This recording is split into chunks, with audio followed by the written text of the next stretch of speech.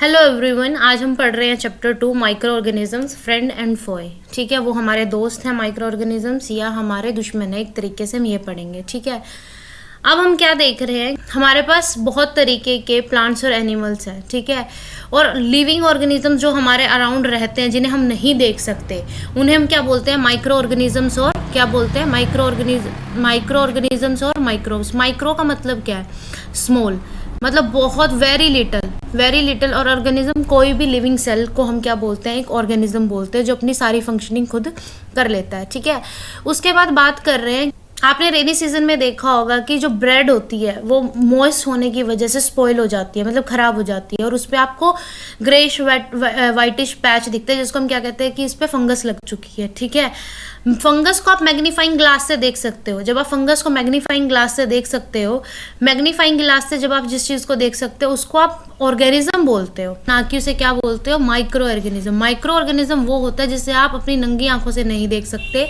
जिसके लिए आपको माइक्रोस्कोप की ज़रूरत पड़ती है, वो होते हैं माइक्रो ऑर्गेनिज्म। माइक्रो ऑर्गेनिजम्स को क्लासिफाई 4 मेजर ग्रुप्स में किया हुआ है, बैक्टीरिया, फंगस, प्रोटोजोआ और एल्गे। ठीक है, लेकिन वायरसेस को इस कैटेगरी में क्यों नहीं डाला, क्योंकि वो भी माइक्रोस्कोपिक होते हैं, लेकिन वो दूसरे माइक्रो ऑर्गेनिज्म से अलग होते हैं। क्यों होते हैं, क्योंकि वो जब रिप्रोड्यूस करते हैं ना, वो सिर्फ होस्ट ऑर्गेनिज्म के अंदर रिप्रोड्यूस करते हैं। होस्ट ऑर्गेनिज्म कोई भी बैक्टीरियम हो सकता है, प्लांट हो सकता है या एनिमल हो सकता है। ठीक है, कुछ एग्जाम्पल हैं, जैसे कॉमन फ्लू जो होता है, ठीक है, या कोल्ड होता है, कफ होती है, ये किसके कोज से होती है, वायरस के कोज से होती है। कुछ सीरियस बीमारियां जैसे पोलियो, चिकन पॉक्स, ये भी हमें किसकी वजह से होता है, वायरसेस की वजह से होता है। ठीक है, हमारे पास प्रोटोजोआ है। प्रोटोजोआ क्या, कौन सी डिसीज कोज करता है, प्रोटोजोआ करता है डायसेंट्री और मलेरिया, और टीबी और टाइफाइड कौन कोज करता है, बैक्टीरिया। अब ये ना चीज़ें इंपॉर्टेंट होती है, याद करने वाली होती हैं, क्योंकि पेपर में ये वाली चीज़ें आती हैं। फॉर एग्जाम्पल उन्होंने लिख दिया typhoid is caused by the protozoa का नाम भी लिख दिया,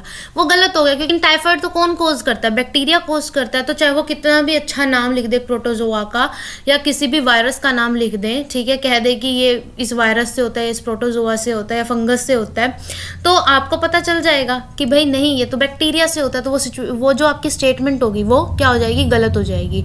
अब इन्होंने बैक्टीरिया सेल्स को दिखा रखा है, हमें एल्गा दिखा रखी है, प्रोटोजोआस दिखा रखे हैं, फंगस दिखा रखी है। अब देखो, एल्गा के नाम पे हमारे पास एक तो स्पायरोगायरा, जो हम पहले पढ़ चुके हैं, लेकिन जो नहीं है, जो वो उसका नाम क्या है, क्लाइडोमोनाज। क्लाइडोमोनाज जो है वो हमारी न्यू एल्गा है, जो हमें इस चैप्टर में पढ़नी है। ठीक है, प्रोटोजोआ, दो चीज़ों को प्रोटोजोआ बोलते हैं, अमीबा को और पैरामीशियम को। हमारे पास 3 फंगाई के नेम है, ब्रेड मोल्ड जो लगती है, पेनिसिलियम और एस्पेरेगलस।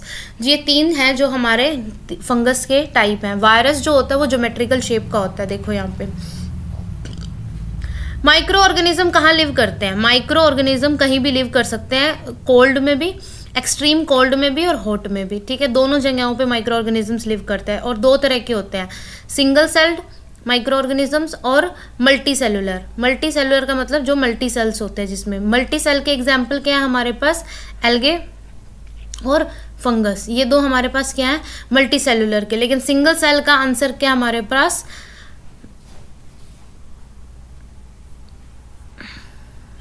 ज़्यादातर एल्गेज जो होती है ना, एक चीज़ देखो, बहुत ज़्यादा एल्गे जो होती हैं वो मल्टी सेलुलर होती हैं, लेकिन कुछ सिंगल सेल भी होती हैं। ठीक है, कुछ एक सिंगल सेल भी होती हैं। तो ये स्टेटमेंट अगर बन जाए, all the algae are unicellular या मल्टी सेलुलर, तो वो स्टेटमेंट गलत हो जाएगी, क्योंकि एल्गे यूनिसेलुलर भी होती है और मल्टी सेलुलर भी होती है, लेकिन हाईली कैसी होती है, मल्टी सेलुलर होती है। ठीक है, प्रोटोजोआ, बैक्टीरिया, ये हमारे सिंगल सेल के अंदर आते हैं। ठीक है, प्रोटोजोआ और बैक्टीरियम ये हमारे सिंगल सेल के अंदर आते हैं। ठीक है, कुछ हॉट कोल्ड कंडीशन तो ठीक है, एक हॉट कोल्ड कंडीशन में होता है, लेकिन कुछ कहाँ होते हैं, ह्यूमन बॉडी में भी होते हैं। ठीक है, ह्यूमन बॉडी में भी एग्जिस्ट कर रहे होते हैं, या किसी प्लांट पे एग्जिस्ट कर रहे होते हैं। बेसिकली माइक्रो ऑर्गेनिजम्स हर जगह होते हैं, ऐसा नहीं है कि उनको किसी प्लेस पे होने के लिए ऐसा है कि कोई पर्टिकुलर कंडीशन है।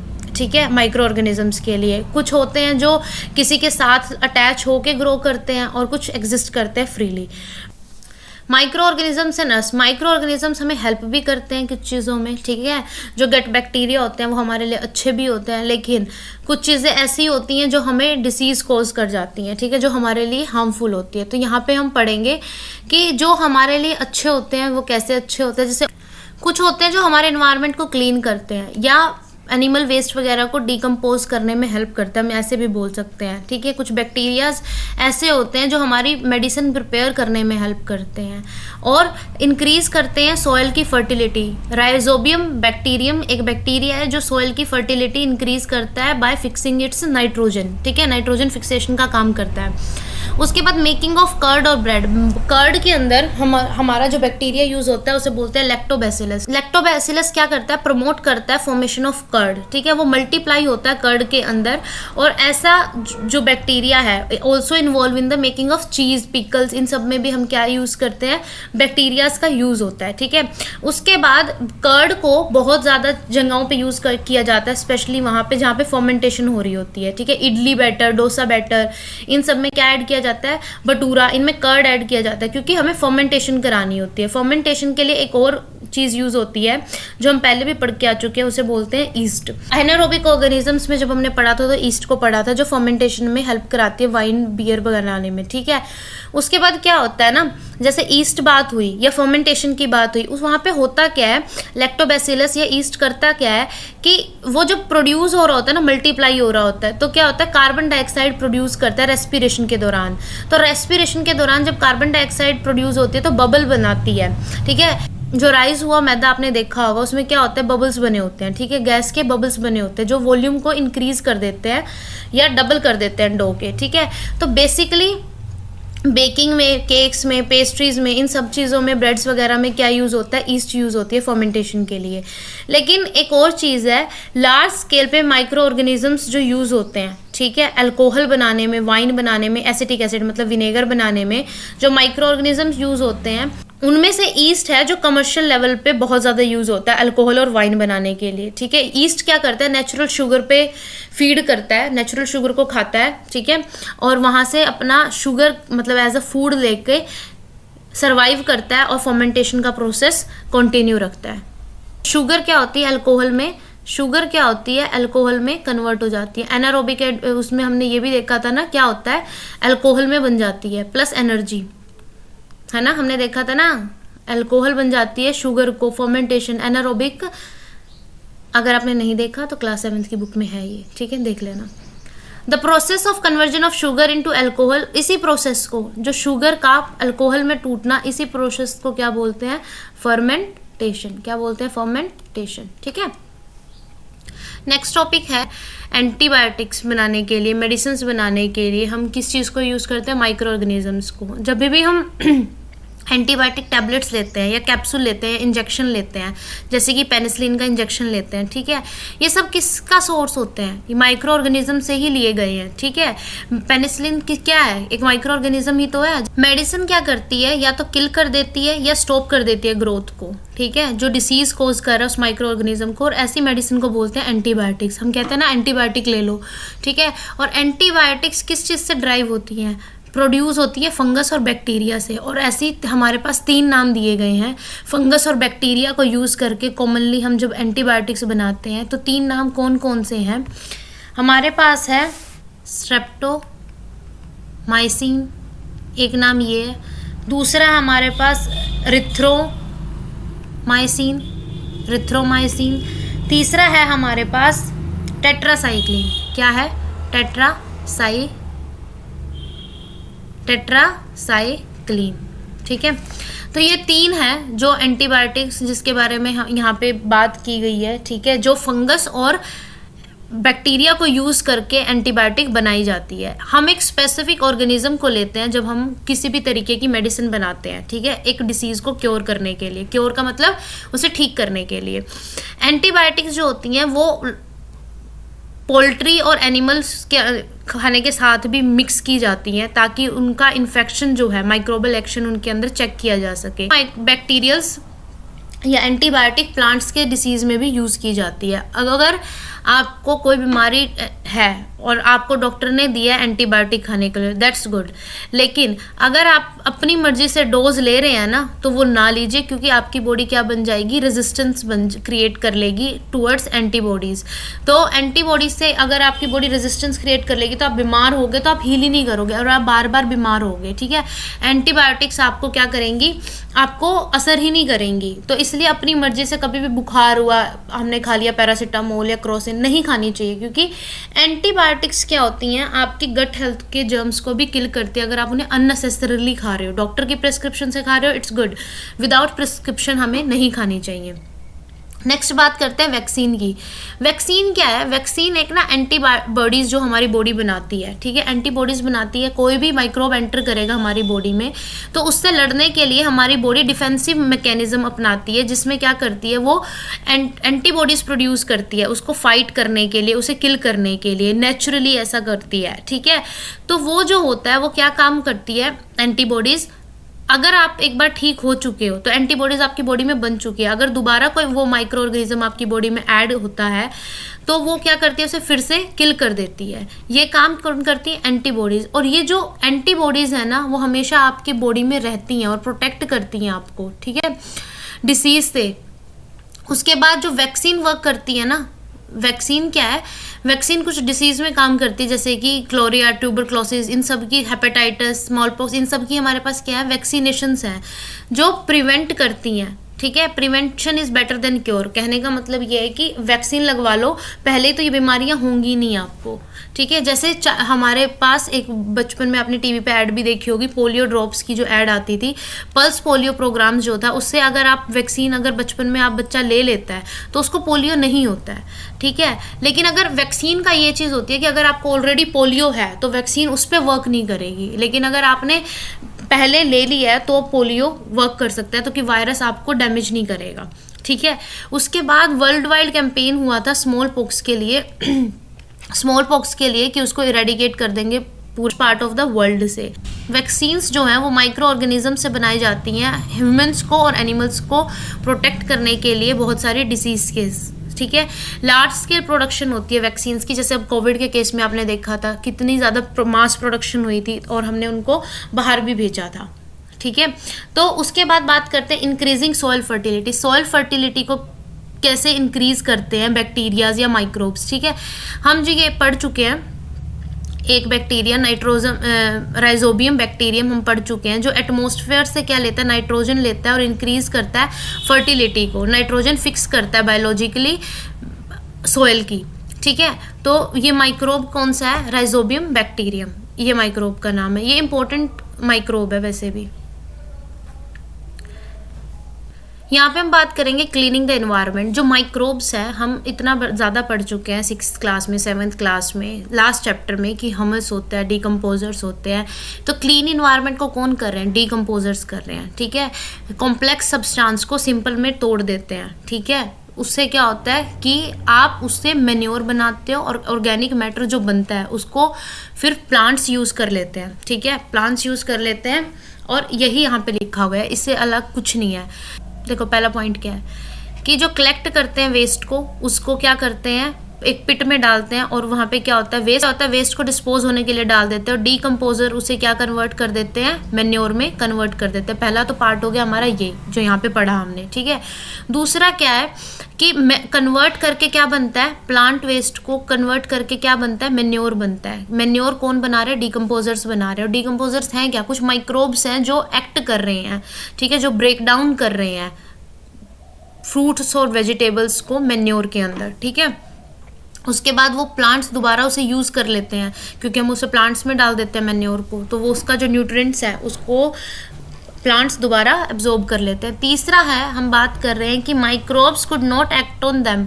किसके ऊपर एक्ट नहीं करते माइक्रोब्स, प्लास्टिक वेस्ट के ऊपर, वुड के ऊपर, एम्प्टी ग्लासेस के ऊपर, बॉटल्स के ऊपर, ठीक है, टॉयज़ के ऊपर, जो प्लास्टिक मटेरियल है बेसिकली वुड के ऊपर करते हैं, लेकिन जो ब्रोकन पॉलीथीन बैग्स या प्लास्टिक है उसके ऊपर माइक्रोब्स एक्ट नहीं करते। ठीक है, उसके बाद बात कर रहे हैं हम जो large amount of dead organic matter है वो है क्या, प्लांट्स हैं, और एनिमल्स हैं जो ग्राउंड पे प्रेजेंट होते हैं और वो डिसअपियर हो जाते हैं टाइम के साथ, कहाँ चले जाते हैं। आपने देखा होगा ना, कोई कुत्ता मरा हुआ है आपकी गली में या साइड पे, अगर आपने उसे नहीं उठाया तो 4-5 दिन स्मेल गंदी ज़रूर आती है, लेकिन 4-5 दिन में वो ख़त्म हो जाता है, या 5-6 दिन में वो ख़त्म हो जाता है। वो होता कैसे है, वो डीकम्पोज हो जाता है। उसे कर कौन रहा है, माइक्रो ऑर्गेनिज्म, जो उसके ऊपर छोटे छोटे कीड़े दिखते हैं आपको, ठीक है, और कुछ हमें दिखते भी नहीं है, वो ऑर्गेनिजम्स उसे ईट करते हैं, खाते हैं, उसके ऊपर फीड करते हैं और उसे कन्वर्ट करते हैं सिंपल सब्सटेंस में, ठीक है। तो यही है कि जो माइक्रो ऑर्गेनिजम्स होते हैं ना, वो डिग्रेड कर देते हैं हार्मफुल स्मेली सब्सटेंस को to clean up the environment, ठीक है। उसके बाद हार्मफुल माइक्रो ऑर्गेनिजम्स, जो हार्मफुल माइक्रो ऑर्गेनिज्म मतलब जो हमें हार्म पहुंचाएंगे, जो हमें डिसीज कोज करेंगे, ऐसे माइक्रो ऑर्गेनिजम्स, उनको हम क्या बोलते हैं, पैथोजेंस, ठीक है। पैथोजेंस क्या होते हैं, जो हमें डिसीज कोजिंग माइक्रो ऑर्गेनिजम्स जो होते हैं, माइक्रो ऑर्गेनिजम्स जो होते हैं उन्हें क्या बोलते हैं हम, पैथोजेंस, ठीक है। पैथोजेंस किस चीज़ को ख़राब करते हैं, फूड को भी ख़राब करते हैं, आपकी हेल्थ को भी, क्लॉथ को भी, लेदर को भी, बहुत सारी एक्टिविटीज़ होती हैं जो पैथोजेंस करते हैं, ठीक है। Next topic we have disease causing microorganisms in human. अब क्या होता है, जो माइक्रो ऑर्गेनिजम्स हमें डिसीज कोज करते हैं उन्हें हम बोलते हैं तो पैथोजेंस हैं, ठीक है। अब पैथोजेंस आपकी बॉडी में कैसे एंटर कर सकते हैं, एयर से एंटर कर सकते हैं, वाटर से एंटर कर सकते हैं, ठीक है। आप जो फूड खा रहे हो उससे एंटर कर सकते हैं, ठीक है। डायरेक्ट कॉन्टैक्ट से एंटर कर सकते हैं। इनडायरेक्ट कॉन्टैक्ट क्या होता है, जो इंसेक्ट्स हैं, अगर वो आप किसी के कॉन्टैक्ट, अगर इंसेक्ट्स किसी के कॉन्टैक्ट में आए हैं, कोई इन्फेक्टेड है फ्लू से या कॉमन कोल्ड से, ठीक है, अगर वो फ्लाइज आपके पास आ रही हैं या किसी ने एक्सक्रीट किया है, ठीक है, और उसको कोई बीमारी है जो ट्रांसपोर्ट होती है एक्सक्रीटा के थ्रू, वो जो पैथोजन है वो फ्लाई पे स्टिक हो जाएगा, और जो अगर वो आपके फूड पे आके बैठ रही है और आपने वो फूड कंज्यूम कर लिया तो आप क्या होगा, कॉन्टामिनेटेड फूड होगा, ठीक है, उसको आप खा लोगे तो आपको बीमारी हो जाएगी, ठीक है। तो बहुत सारी माइक्रोबल डिसीज हैं जो स्प्रेड होती हैं infection from one person to another. जो infection one person to another किसी भी फिजिकल कॉन्टैक्ट से, वाटर से, एयर से, उसे कहते हैं कम्युनिकेबल डिसीज। जो कम्युनिकेट कर रही हैं एक दूसरे से, एक बंदे से दूसरे में जा रही है, उसका एग्जाम्पल क्या है, cholera, common cold, chicken pox, tuberculosis, ये क्या ये कौन सी बीमारी हैं जो कम्युनिकेबल डिसीज है, ठीक है, एक पर्सन से दूसरे पर्सन के अंदर चली जाती हैं, ठीक है। इंसेक्ट और एनिमल्स जो कैरी करते हैं माइक्रोब्स को, पैथोजेंस को, उनको बोलते हैं कैरियर्स, ठीक है, जो कैरी करके चलते हैं अपने साथ माइक्रो ऑर्गेनिजम्स को। जैसे मैंने कहा कि जो एक्सक्रीटा पे बैठती है मक्खियाँ और वो फिर पैथोजन उस पर स्टिक हो जाता है, वो आपके फूड पे आके बैठती है और आपके फूड को कंटामिनेट कर देती है, ठीक है, उससे आप बीमार हो जाते। एडवाइस करते हैं ना कि अनकवर्ड फूड को खाना नहीं चाहिए, तो खाने को ढक के रखो, ये इसीलिए करते हैं, ठीक है। उसके बाद जो ये वाली चीज़ है बहुत इंपॉर्टेंट है, ठीक है, बहुत ज़्यादा इंपॉर्टेंट है, ठीक है। एग्जाम्पल दिया इन्होंने, जो मॉस्किटो है, फीमेल एनोफिले मॉस्किटो जो है वो क्या कैरी करती है, मलेरिया का पैरासाइट प्लाज्मोडियम कैरी करती है अपने अंदर, ठीक है। और फीमेल एडीज मॉस्किटो क्या कैरी करता है अपने अंदर, डेंगू वायरस को कैरी करता है, ठीक है। तो अब क्या होता है कि मॉस्किटोज कहाँ ब्रीड करते हैं, पानी के अंदर, इसलिए कहा जाता है कि अपनी जो सोसाइटी है उसे क्लीन रखो, उस पर ऐसा ना हो कि स्टेगनेंट वाटर हो, ठीक है, खड़ा हुआ पानी हो जो इनको ब्रीडिंग स्पेस दे, ठीक है, मॉस्किटोज को। तो इसलिए एडवाइस किया जाता है कि अपनी सराउंडिंग को क्लीन रखो, ठीक है। उसके बाद देखो ये यहाँ पे बहुत इंपॉर्टेंट टेबल है, बहुत ज़्यादा इंपॉर्टेंट टेबल है, ठीक है। ह्यूमन डिसीज़, उसको कोज कौन करता है, माइक्रो ऑर्गेनिज्म, उसका मोड ऑफ ट्रांसमिशन क्या है और उसको आप बचा कैसे सकते हो, प्रिवेंटिव मेजर्स क्या क्या हैं। अब बात कर रहे हैं पेशेंट को आइसोलेट रहना चाहिए, अकेला रहना चाहिए, अपनी चीज़ों को, पर्सनल बिलोंगिंग्स को दूसरों के साथ शेयर नहीं करना चाहिए। इसका मतलब क्या है, कम्युनिकेबल डिसीज़ है, ठीक है। ऐसी डिसीज़ क्या होती है कम्युनिकेबल, जो अगर कम्युनिकेबल डिसीज़ हमने क्या पढ़ा था, जो किसके साथ जा सकती है, एयर के, वाटर के, कॉन्टैक्ट के, फिजिकल कॉन्टैक्ट के थ्रू जा सकती है। अब जो टीबी है, टीबी क्या है, बैक्टीरिया कोज करता है और एयर से होती है। मिसल्स, चिकन पॉक्स, पोलियो, तीनों की तीनों क्या है, वायरस डिसीज़ है। मिसल्स एयर से पास होता है, चिकन पॉक्स जो होता है एयर और कॉन्टैक्ट से, पोलियो जो होता है एयर और वाटर से जो वायरस है वो ट्रांसमिट होता है। उसके बाद बात कर रहे हैं क्लोरिया और टाइफाइड की। इसमें क्या है, इसमें हाइजीन मेंटेन करके रखना पड़ता है आपको। सैनिटरी हैबिट्स जो होती हैं आपकी अच्छी होनी चाहिए। आप अच्छे से कुक्ड फूड खाओ, बॉइलिंग वाटर पियो, ठीक है। वैक्सीनेशन होनी चाहिए आपकी। तो लेकिन दोनों की दोनों बीमारियां किस चीज़ से हो रही हैं? सबसे पहले सैनिटेशन की जब बात आती है तो मोस्टली फूड और वाटर एक वो चीज़ होती है मेन।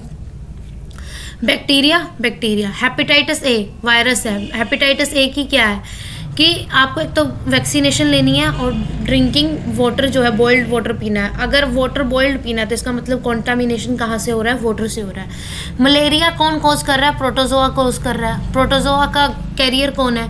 मॉस्किटो कैरियर है। तो मॉस्किटो रेपेलेंट लगाना है, ठीक है। ऐसा इन्वायरमेंट को क्लीन रखना है ताकि उनको ब्रीडिंग स्पेस ना मिल सके।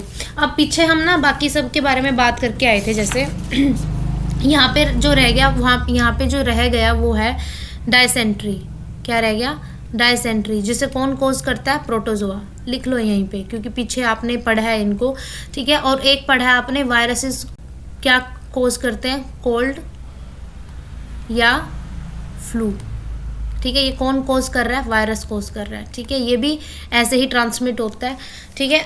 ये इंपॉर्टेंट है टेबल आपके लिए, बहुत ज़्यादा इंपॉर्टेंट है, कम इंपॉर्टेंट नहीं है। आपको पता होना चाहिए कि, और पीछे से आप ये भी पढ़ लेना कि फीमेल एंडीज जो होती है डेंगू को कैरी करती है, और फीमेल एनोफ्लीज मॉस्किटो जो होता है वो पैरासाइट किसका कैरी करके चलता है? मलेरिया का, ठीक है। ये याद करने वाली चीज़ें हैं और इम्पोर्टेंट चीज़ें हैं, ठीक है। अभी आप वो करोगे ना, मॉक टेस्ट लगाओगे, प्रीवियस ईयर पढ़ोगे, तो उसमें आप देखोगे, आपको समझ में आएगा कि मैं क्या बोल रही हूँ। और जो मुझे प्रीवियस ईयर के क्वेश्चंस कराने हैं तो उसमें भी मैं आपको बताऊंगी कि जो हमने एनसीईआरटी में पढ़ा है वही चीज़ें रिपीट हो रही हैं, ठीक है। Sorry for this.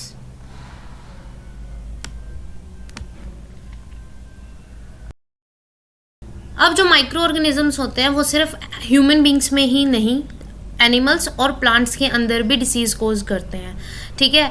अब एनिमल्स के अंदर एक बीमारी होती है जिसे बोलते हैं एंथ्रेक्स। ये कौन क्रिएट करता है? बैक्टीरिया। कौन करता है? बैक्टीरिया। और जो फुट और माउथ में जो डिसीज होती है कैटल्स की, जो डिसीज कॉज होती है वो कौन करता है? वायरसेस, ठीक है। तो वायरस और बैक्टीरिया तो एंथ्रेक्स करता ही है, जो ह्यूमंस में भी होती है और कैटल्स में भी होता है, बैक्टीरिया कॉज करता है। लेकिन जो फुट में जो इन्फेक्शन होता है और माउथ में जो इन्फेक्शन होता है कैटल्स की, वो कौन कॉज करता है? वायरस। उसी तरह प्लांट्स में भी कितनी सारी डिसीज हैं जो वीट में भी होती है, पोटैटोज में भी होती है, शुगर केन में, ये सड़ जाते हैं और इनके अंदर होल्स भी बन जाते हैं, ठीक है।